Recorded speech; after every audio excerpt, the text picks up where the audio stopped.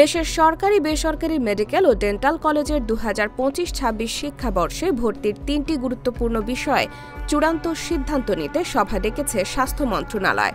আজ রবিবার 26 অক্টোবর স্বাস্থ্য শিক্ষা ও পরিবার কল্যাণ বিভাগে সভা অনুষ্ঠিত হবে বলে জানা গেছে।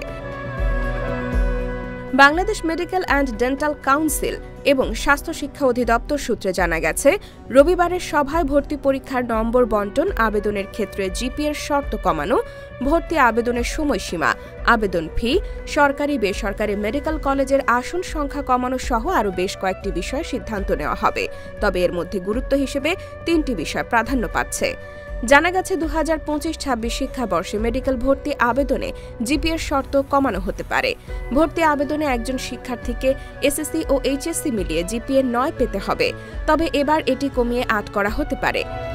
এছাড়া মানহীন ও সক্ষমতাহীন সরকারি বেসরকারি মেডিকেল কলেজগুলো থেকে এবার 1200 আসন কমানো হতে পারে।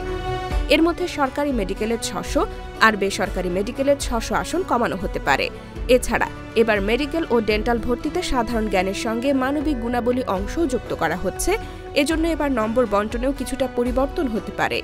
আগামী 12 ডিসেম্বর সারা দেশে একযোগে মেডিকেল ও ডেন্টাল কলেজের ভর্তি পরীক্ষা অনুষ্ঠিত হবে। ভর্তি আবেদন শুরু হবে নভেম্বরের প্রথম সপ্তাহ থেকে।